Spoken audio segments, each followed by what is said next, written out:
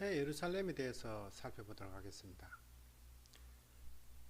새 예루살렘에 대해서 안상홍 선생님께서는 두 가지로 말씀을 하셨어요. 실제 하늘에 있는 예루살렘 도성을 말하기도 하고요. 그 다음에 복음 사업으로 말미암는 그리스도와 연결된 성도들을 가리켜서 말하기도 합니다. 이 자료는 선생님 진리책자 생명수의 샘 안에 6일 창조 도표인데요. 여기 보면은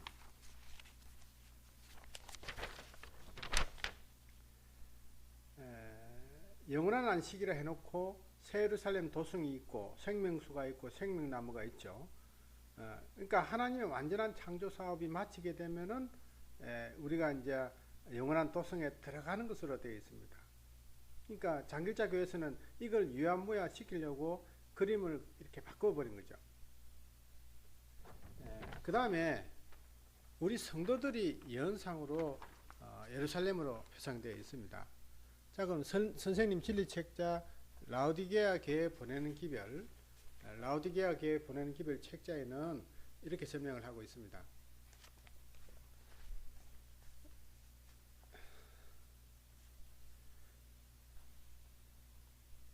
그런 거로 교회라 하면 지상의 건물만 가리키는 것이 아니라 그리스도와 연합한 성도들을 가리킴이니 우리가 다 하늘 예루살렘 성전 재료들이다. 그런 거로 각 시대의 복음 사업으로 말미암는 하늘 성전 건축은 지상에서 성도의 수가 참으로 하늘 성전이 완성되는 것이다. 지상의 건물교회는 아무리 훌륭하게 건설되었을지라도 종말에 가서는 다 불에 소멸되고 마는 것이다. 그러나 하늘 성전으로 표상된 성도들은 신랑이 재림하시는 때에 거룩한 신부가 되어 신랑을 맞이하게 되는 것이다. 네, 그러니까 실제로 하늘의 예루살렘 도성이 실제로 있고요. 그 다음에 복음 사업으로 말미암는 하늘 성전과 연결되어 있는 성도들 개인을 가리켜서 하늘 예루살렘 성전이라고 하는 것입니다.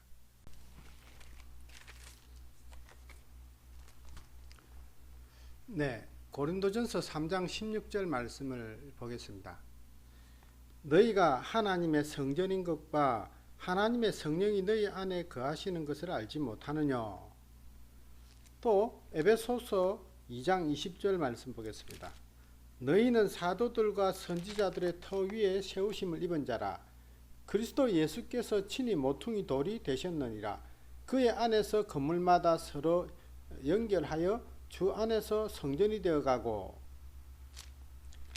네, 우리 성도들이 성전으로 되어 있습니다.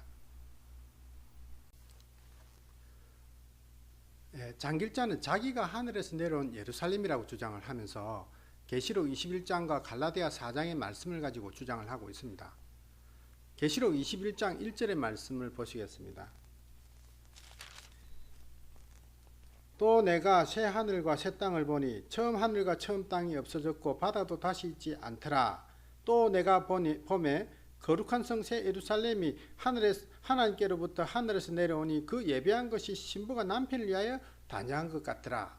여기 이제 새 하늘과 새 땅이 나오고요. 이 새 하늘과 새 땅에 대해서 우리가 해석을 할 때에 우리가 살고 있는 이 지구를 말하는 게 아닙니다. 베드로서 3장 10절의 말씀을 보겠습니다. 베드로서 3장 10절.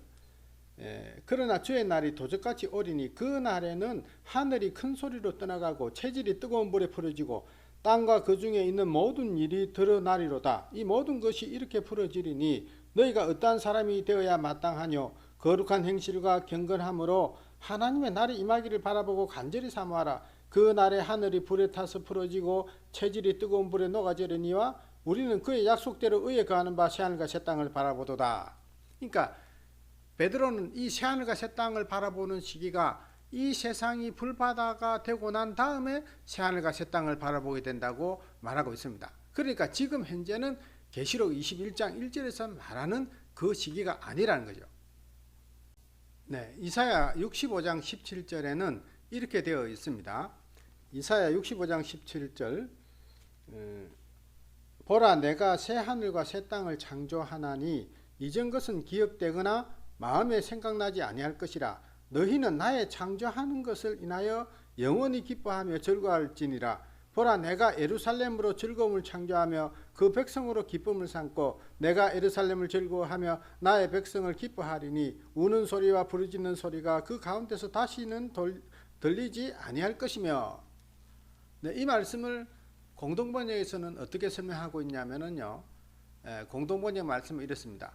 보아라 나 이제 새 하늘과 새 땅을 창조한다. 지난 일은 기억에서 사라져 생각나지 아니하리라. 내가 창조하는 것을 영원히 기뻐하고 즐거워하여라. 나는 나의 즐거움 예루살렘을 새로 세우고 나의 기쁨 예루살렘 시민을 새로 나게 하리라. 네, 여기 이제 계시록 21장 1절부터 이 말씀하고 이사야 65장 17절부터 말씀하고는 똑같이 되어 있습니다. 내가 새하늘과 새 땅을 창조한다. 이전 것은 생각나지 아니하리라. 예루살렘을 새로 세우고 예루살렘 시민을 새로 나게 하리라. 이 예루살렘은 저기 하늘에 있는 그 예루살렘을 말하는 거예요. 그래서 예수님께서 뭐라고 했냐면은, 예수님께서 요한복음 14장 1절 말씀에 너희는 마음에 근심하지 말라. 하나님 믿으니 나를 믿으라. 아버지 집에 거할 곳이 많다. 내가 처소를 예배하러 가노니 가서 너희를 위하여 처소를 예배하면 다시 와서 너희를 나 있는 대로 영접하겠다. 이렇게 말씀을 하셨거든요. 그 처소가 하늘 예루살렘이라는 거예요. 네, 선생님의 육성설교 말씀을 들어보시겠습니다. 네, 그래서 새하늘 새 땅이 바로 이 지구가 변화되는 것이 새하늘 새 땅이라. 근데 여기 새하늘과 새 땅은 무슨 그 물질적 세계가 아니고 여기 보니까 하늘에서 내려오거든. 그 하늘에서 내려 우리 사람도 저 우주 정거장을 만들어가지고 우주 정거장을 만들어가지고 저 로켓트가 말이지 가서 거기서 좀 쉬었다가 저 말이야 또 하고 뭐 이런 것이 사람들도 만들어내는데 물 끌려서도 그렇게 하는데 하는데 실력으로 그렇게 할 수 없겠느냐. 실용적으로서는 얼마든지 뭐 타고 왔다가 또 가기도 하고 뭐 마음대로 또 개인 한 천사의 몸으로서 뭐 내가 화성에 좀 갔다 와야겠다 하면 갔다 오는 게고 뭐 목소리 가야 되겠다 하면 갔다 오는 게고 그러면 다른데 하는데요. 그 이사야서 66장에서는 창조 하나님이 있지 않습니까? 새하늘 새 땅이 창조한다 했지 않습니까? 네. 그 창조하는 것이 바로 어딨나 이거는. 그래 이거라고 자 봐요. 여기 한번 21장 1절 한번 다시 봐요. 한번 읽어봐요. 우리가 들어가고 또 내가 이사야. 하늘과 새 땅을 보니 처음 하늘과 처음 땅이 없어졌고 바다도 다시 자, 그렇죠. 않더라. 자, 이사야 65장 또 봐요. 똑같아요. 이사야 65장 17절에. 보라 내가 새 하늘과 새 땅을 창조하라니 보라 내가 새 하늘과 새 땅을 창조하느니 이전 것은 기억나거나 마음에 생각나지 아니할 것이라 그랬고 이쪽 요한계시록 22장 1절에는 또 보매 새 하늘과 새 땅을 보니 처음 하늘과 처음 땅이 없어졌다 한 말이나 여기 이전 것은 기억나지 않는 말이랑 똑같은 말이에요. 또 좀 더 나가봐요. 이쪽에 마음에 생각나지도 아니할 것이라 너희는 나의 창조하는 것을 인하여 영원히 기뻐하며 즐거워할지니라. 보라 내가 예루살렘으로 즐거움으로 창조하며 그 백성으로 기쁨을 삼고 내가 예루살렘을 즐거워하며 나의 백성을 기뻐하리니 우는 소리와 부르짖는 소리가 그 가운데서 다시 들리지 아니합니다. 그럼 요한계시록 21장 맞죠? 21장 4절에 보니까 모든 눈물을 그 눈에서 씻기시네 다시 사망이 없고 애통하는 것이나 곡하는 것이나 아픈 것이 다시 있지 아니하면 똑같다는 거죠. 처음 것들이 다 지나갔습니다. 그 여기도 뭐냐면 우는 소리나 부르짖는 소리가 그 가운데 다시 들지 않는 말에는 똑같은 말이에요. 그러니까 예루살렘이든지 이 모든 것은 하나님의 창조물이지 그것이 뭐지 하나님과 같이 영원 자존자로서 원죄들이 있었던 건 아니고 그래서 이 하나님의 장막이라는 건 히브리서 8장 1절에 보면 하나님 주께서 베푸신 장막이에요. 하나님. 새 예루살렘이 하늘에서 내려오는 때는요, 처음 하늘과 처음 땅이 없어지고 나서 이 세상이 끝나고 난 다음에 내려오는 거예요.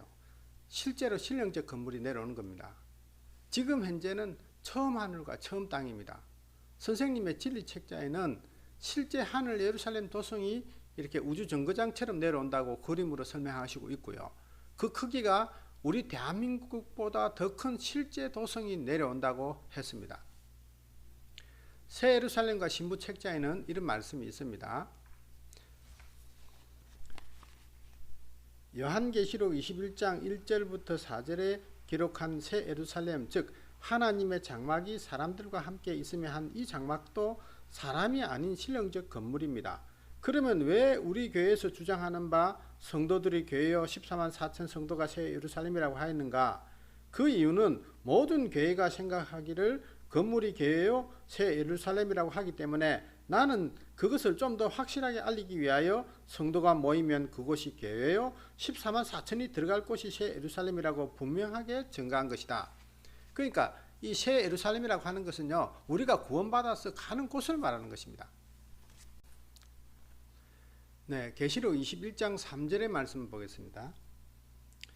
내가 들으니 보좌에서 큰 음성이 나서 가로되 보라 하나님의 장막이 사람들과 함께 있음에 하나님이 저희와 함께 거하시리니 저희는 하나님의 백성이 되고 하나님은 친히 저희와 함께 계셔서 모든 눈물을 그 눈에서 씻기심에 다시 사망이 없고 애통하는 것이나 곡하는 것이나 아픈 것이 다시 있지 아니하리니 처음 것들이 다 지나갔음이라. 여기 하나님의 장막이 사람들과 함께 있다고 하니까 어머니가 육체를 입고 왔다 이런 말이 아니고요. 앞에 책자에서도 말씀하셨듯이 부활한 성도들이 하늘 장막에 함께 있는 상태를 말하는 것입니다. 자, 여기 모든 눈물을 씻기심에 다시 사망이 없고 애통하는 것이나 곡하는 것이나 아픈 것이 없다고 했거든요. 그러니까 여기는 죽음이 있는 세계가 아닙니다. 그러니까 지금 현재는 저희들이 죽죠. 우리가 부활한 후에 이제 그렇게 되는 거죠. 21장 16절을 보겠습니다. 그 성은 네모가 반듯하여 장광이 같은지라 그 갈대로 그 성을 청량하니 1만 2천 스타디온이요 장과 광과 고가 같더라. 그러니까 그 성의 크기가 1만 2천 스타디온이다. 그러니까 이 저기 올림픽 스타디움이 1만 2천 개 있는 만큼의 크기의 성이다 이 말이죠. 장과 광과 고가 같더라 그랬으니까 계산하면 우리나라 남북 합쳐놓은 면적보다도 실제로 더 큰 도성이 실제로 존재하고 있다는 거죠. 27절 보겠습니다. 무엇이든지 속된 것이나 가정한 일 또는 거짓말하는 자는 결코 그리로 들어오지 못하되 오직 어린 양의 생명책에 기록된 자들 뿐이라. 네, 그 도성에 들어갈 자는 어린 양의 생명책에 이름이 기록된 자만 들어간다고 이렇게 되어 있죠. 그래서 우리가 구원받고 가는 곳이 하늘 예루살렘 도성이 되는 거죠. 감사합니다.